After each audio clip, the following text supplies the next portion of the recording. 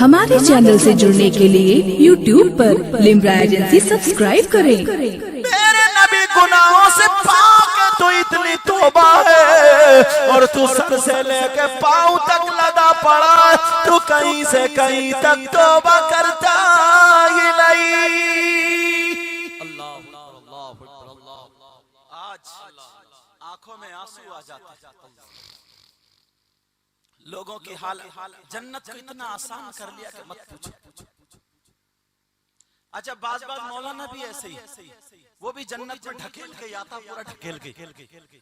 ایک چندہ کرنے والے تھے، ابھی 7-8 دن ہوئے ہوں گے، توبہ کرائی میں نے، چندہ کرنے والے چندہ کرتے کرتے وہ 1100 روپے میں جنت کی حوریں بیچنے لگا۔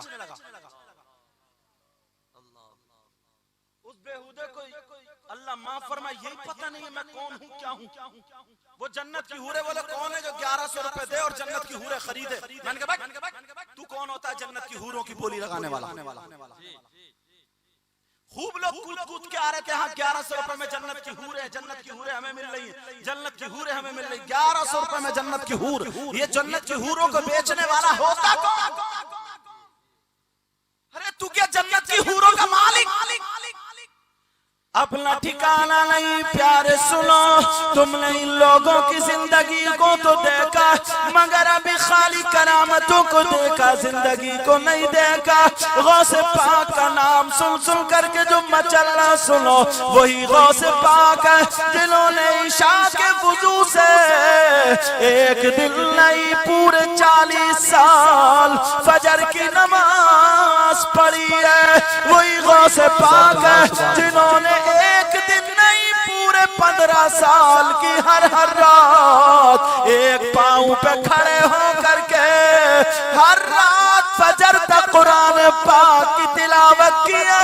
یہی غوث پاک ہے جنہوں نے 25 سال جنگل کی گھاس اور پتے کھائے۔ پیارے تمہیں کیا پتا ہے، تمہیں کیا پتا؟ آج ہم یہی تو کہہ دیتے ہیں، تاج الشریعہ کو دیکھو تو تمہیں پتا چلے گا تاج الشریعہ اس ذات کا نام ہے۔ اگر اسٹیشن پہ نماز پڑھ رہے، اسٹیشن پہ پہنچے، نماز کا ٹائم ہو گیا، مصلی بچھا دیا جاتا ہے، خادم کے دل میں دھکڑ پکڑ ہے، ٹرین جو ہے ہارن دینے لگی، سرکار کا مصلی بچھ رہا، ادھر ٹرین ہارن دے رہی ہے، لیکن یہ اللہ والا تھا، اسے دنیا کی ٹرین کی کوئی پرواہ نہیں تھی، لیکن جو مالک حقیقی ہے اس کا فرض نہ چھوٹ جائے۔ ادھر نیت باندھ لی، اب یہ دل میں گھبرا رہا، سوچنے لگا میں سرکار سے کہہ دوں کیا کہوں، لیکن ڈر کے مارے کہہ بھی نہیں رہا۔ ادھر ٹرین سیٹی پر سیٹی دینے لگی ہے، 2-4 قدم بڑی رک جاتی ہے، جیسے ہی رکی تاج الشریعہ نے نماز ادا کر لی، خادم سے بولے مصلی اٹھا لے، چلو ٹرین تیار ہے۔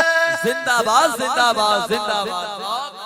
ان لوگوں نے نماز کی خاطر سواریاں چھوڑ دی ہیں، ٹرین چھوڑ دی، اور ہم ہیں ٹرین کی خاطر نماز ہی چھوڑ دیتے ہیں۔ سمجھے نماز بس دعویٰ اتنا بڑا کہ جنت ہمارے باپ کی، سمجھے دعویٰ اتنا کہ پیارے تو ذرا اپنے گریبان میں جھانک کر کے دیکھ لے، تمہیں پتا چلے گا آج کچھ بھی نہیں ہے تو سب کچھ ہے۔ ایک بات اور بتاؤں کام کی، سنو، تم سید سالار مسعود غازی میں جاتے ہو؟ بولو جانا بھی چاہیے، اور بھی یہاں پہ بزرگ ہوں گے، اللہ والے ہوں گے، ان کے مزارات پہ جاتے ہو؟ بولو جانا بھی چاہیے۔ اجمیر شریف جاتے ہو؟ جانا بھی چاہیے۔ بغداد شریف جاتے ہو؟ جانا بھی چاہیے۔ کلیر شریف، بریلی شریف، سب جگہ جانا چاہیے۔ بولو جانا چاہیے نہیں جانا چاہیے؟ میں ملا، میرے لوگوں نے ہاتھ چومے، ان کے چومے، ان کے چومے۔ اچھا، بزرگوں کی عزت کرنی چاہیے، لیکن میں تو گناہگار ہوں، آپ دعا کریں اللہ سے کہ میں بھی اچھا ہو جاؤں۔ لیکن سنو، ایک بات تھوڑی سی جو دل کو لگ رہی ہے، وہ حق بات ہے، کہہ دوں؟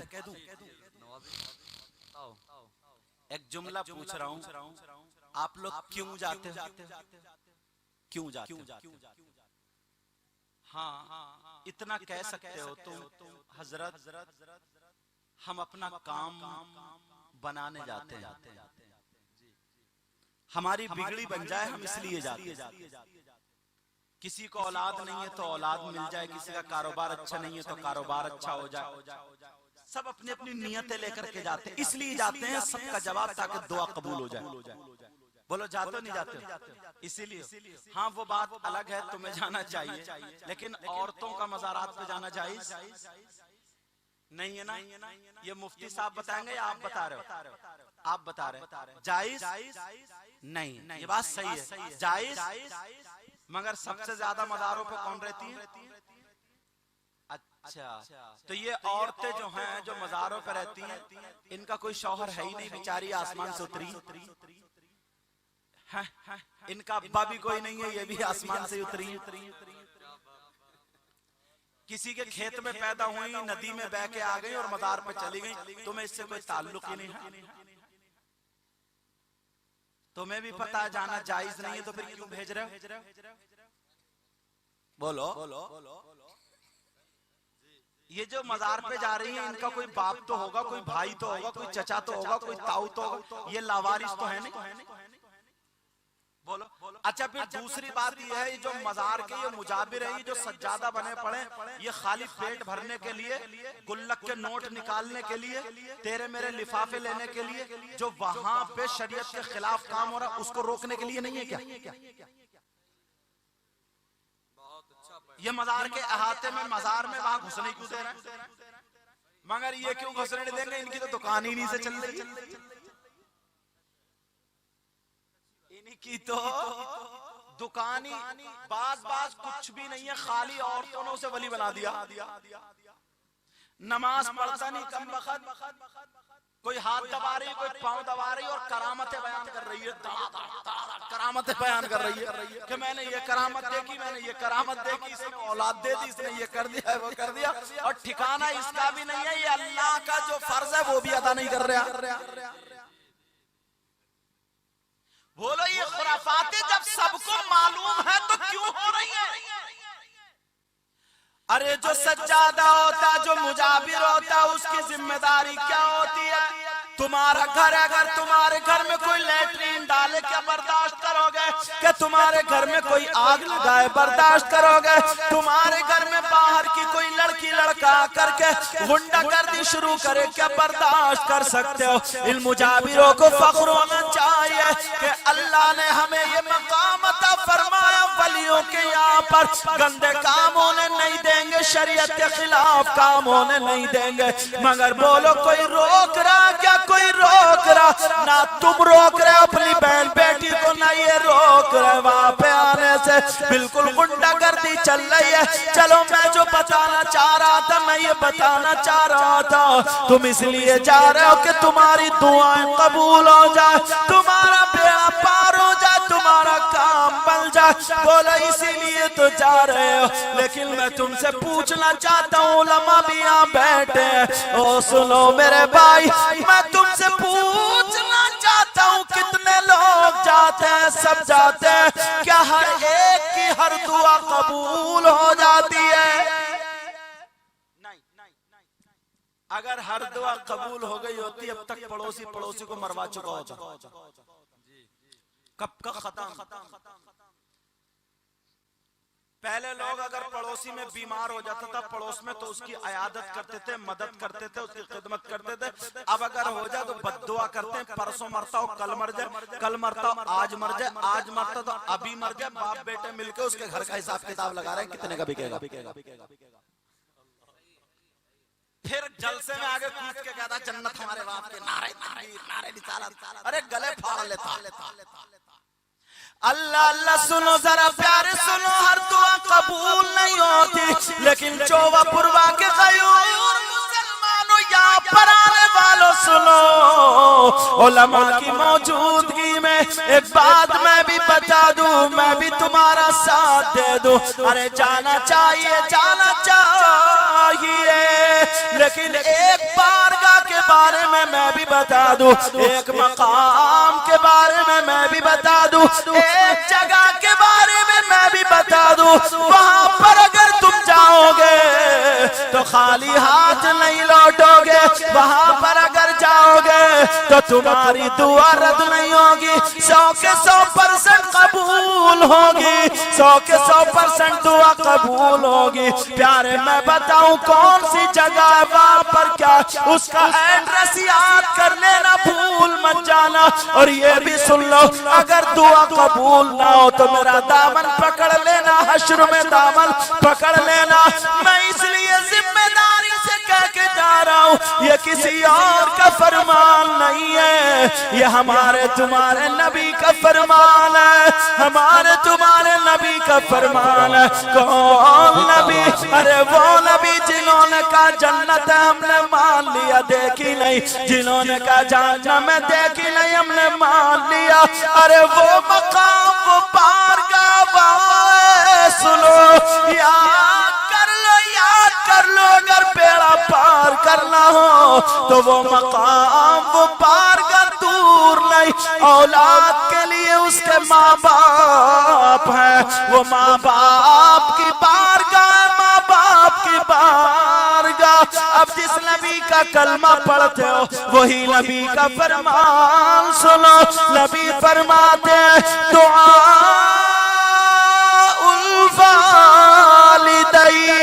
الوالدین عن اولادہما کدعاء النبی عن امتہ۔ نبی فرماتے ماں باپ کی دعا اولاد کے حق میں ایسی ہوتی ہے جیسے مجھ محمد کی دعا میری امت کے حق میں ہوتی ہے۔ زندہ باد زندہ باد، سبحان اللہ، نعرہ تکبیر، نعرہ رسالت، فیضان سرکار مدینہ، زندہ باد۔ بس نعرہ لگا رہے آپ پیارے، نعرہ لگانے سے پہلے یہ سوچ لیا ہوتا تو نے کہ کہیں ایسا تو نہیں ہے تیری ماں تجھ سے ناراض ہو، تیرا باپ تجھ سے ناراض ہو۔ سید سالار مسعود غازی کی بارگاہ میں جا رہا ہے، جانے سے پہلے تو نے ایک مرتبہ سوچ لیا ہوتا کہیں تیری ماں یا باپ تو ناراض نہیں ہے۔ اجمیر شریف جانے سے پہلے ایک مرتبہ سوچ لیا ہوتا تیری ماں تیرے باپ تو ناراض نہیں۔ جاؤ ذمہ داری سے کہہ کے جا رہا ہوں، اگر غلط بولوں تو مجھے پکڑ لینا، پوری دنیا کے مولوی مفتیوں کو چیلنج کر دینا۔ یہ پیغام سن لو، اگر جس کے ماں باپ راضی ہیں، جس کے ماں باپ ناراض ہیں تو کوئی کتنی دعائیں کر لے، میں کر لوں غریب نواز، وطدہ وجبہ نقبہ سب ایک طرف، اگر ماں باپ ناراض ہیں تو کسی کی دعا قبول نہیں ہوگی۔ میری بات سمجھے؟ مردوں پر سب سے زیادہ اس کے ماں باپ کا، مگر الٹا شادی ہونے کے بعد مرد بیوی کا غلام۔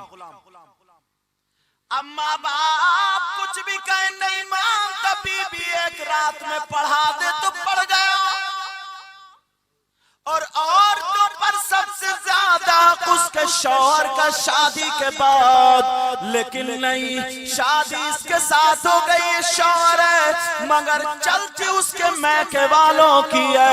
وہ لڑکی اپنے باپ کی مانتی، اپنی ماں کی مانتی، میکے والوں کی مانتی، جس کی وجہ سے گھر میں بگاڑ پیدا ہوتا، کھٹائی ہوتی ہے، طلاق تک نوبت آ جاتی ہے۔ مثال کے طور پر کوئی اپنے شوہر سے اجازت لے کے گئی، 8 دن اپنے میکے میں رہ رہی ہے، اب شوہر نے فون کیا، یہ بلانے کے لیے گیا، باپ نے منع کر دیا نہیں ابھی 2 دن نہیں جائے گی، ماں نے کہہ دیا نہیں جائے گی، 3 دن نہیں جائے گی، بیٹی مت جا تو ابھی اور 15 دن رہ لے۔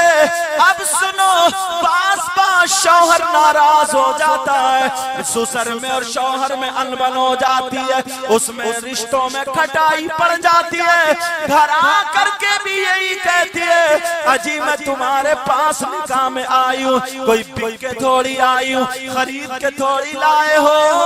وہ عورتیں سن لے، وہ عورتیں سن لے، میری بہن سن لے، اگر شادی ہو جائے اس کا باپ اگر ادھر ہے، شوہر ادھر ہے، بیچ میں یہ لڑکی ہے، اس کا باپ کہے میری سن، اس کا شوہر کہے میری سن، تو یہ لڑکی کہے اسلامی اعتبار سے، شریعت کے اعتبار سے اس کے شوہر کا زیادہ حق ہے، یہ اپنے شوہر کی سنے۔ کیا کرے بولو؟ اپنے شوہر کی سنے۔ یہاں تک کہ میرے نبی کی بارگاہ میں ایک صحابی آئے، کہنے لگے آقا شوہر کا بیوی پہ کتنا حق ہے؟ نبی نے کہا سنو اتنا حق ہے، اگر شوہر کے جسم میں پھڑیے پھنسی نکل آئے، اگر شوہر کے جسم میں پھوڑے نکل آئے اور ان پھوڑوں سے خون پیپ میل بہنے لگے اور وہ پیپ بی بی اپنی زبان سے چاٹ چاٹ کے صاف کرے، تب بھی مکمل حق ادا نہیں ہوا۔ اللہ اللہ، بی بی کا شوہر کا اتنا حق ہے۔ اور سنو میری بہنوں، کام کی بات یہ ہے، ہم نے پڑھا ہے وہ کون عورت ہے جو نمازیں پڑھے پھر بھی جہنم میں جائے، وہ کون عورت ہے جو روزے رکھے پھر بھی جہنم میں جائے، وہ کون عورت ہے جو روزے رکھ کے قرآن کی تلاوت کرے پھر بھی جہنم میں جائے، نماز پڑھے جہنم، قرآن کی تلاوت کرے جہنم، روزے رکھ کے جہنم۔ کون عورت ہے؟ ارے وہ عورت ہے جو اپنے شوہر پہ اپنے میکے والوں کو ترجیح دیتی ہے، شوہر کو سسرال میں جا کر کے ذلیل کراتی ہے، شوہر کو وہاں پر مایوس ہونا پڑتا ہے اور وہ شوہر ناراض ہو کر کے بیوی سے ایک رات جدا ہو کر کے سو جائے اس بیوی کی وجہ سے، تو یہ بیوی نمازوں کے باوجود جہنم میں جائے گی۔ آجا کچھ ماں باپ ایسے ہیں، اتنے کبڈے ہیں، اپنی بیٹی کا گھر توڑواتے ہیں۔ بیٹی نے آ کر کے یہ کہا، کیا کہا کہ میرا شوہر ایسا، مجھے یہ تنگی ہے، مجھے فریج کا پانی نہیں ملتا، مجھے یہ نہیں ملتا، مجھے وہ نہیں ملتا، میری یہ نہیں چلتی، میری وہ نہیں چلتی، تو یہ کہتا رہے یہاں بیٹھ، میں دیکھ لوں گا، تو یہیں رہ، کوئی بھی بچولی آئے، کوئی بھی بلانے آئے نہیں جانا، میں دیکھ لوں گا، تیرے شوہر کو جیل میں پھنسوا دوں گا، تھانے میں پھنسوا دوں گا، میری جو ہے نیتاؤں سے بات ہے، اس سے بات ہے، اس سے بات ہے۔ تو وہ باپ سن لے جو اپنی بیٹی کا گھر توڑواتا ہے، جو میاں بی بی میں ناراضگی کرواتا ہے، میرے نبی حشر کے دن اس سے مصافحہ نہیں کریں گے، میرے نبی اسے چہرہ نہیں دکھائیں گے، اللہ اللہ وہ ادھر کو آئے گا، نبی ادھر کو مڑ جائیں گے، وہ ادھر کو آئے گا، نبی ادھر مڑ جائیں گے۔ اب ذرا سنو او باپ سنو، مجھے ایک بات یاد آنے لگی، ہماری دادی سیدوں کی دادی حضرت فاطمہ اور حضرت علی میں تھوڑی سی انبن ہو گئی، ہر میاں بی بی میں ہو جاتی ہے، تھوڑی سی ہو گئی، فاطمہ ناراضی کا اظہار کرنے لگی، کھڑی ہو گئی اور ہو کر کے کہنے لگی، اے میرے سرتاج، اے میرے شوہر نامدار علی، آپ ہمیں اجازت دے دو، ہم جا کر کے آپ کی شکایت اپنے باپ سے کریں گے۔ اللہ اللہ، کیسی ناراضگی ہے جو شوہر سے اجازت مانگ رہی ہے اور کہہ رہی ہے، اے میرے سرتاج ہمیں اجازت دے دو، ہم اپنے باپ سے شکایت کریں گے۔ علی مسکرا رہے ہیں، تیسری مرتبہ پھر فاطمہ نے کہا، اے علی میرے شوہر اجازت اجازت دے دو ہم آپ کی شکایت اپنے ابا جان سے کریں گے آقا سے کریں گے میرے علی نے اجازت دے دی فاطمہ جا رہی ہے اللہ اللہ میرے نبی کو پتہ چل گیا بیٹی داماد کی شکایت لے کے آ رہی ہے میرے نبی نے دروازہ بند کر لیا ارے بیٹی کیسی بیٹی جس کے لیے نبی کھڑے ہو جایا کرتے تھے آج اس بیٹی کے لیے دروازہ بند ہو گیا میرے نبی نے اپنا دروازہ بند کر لیا فاطمہ دروازے پہ آ گئی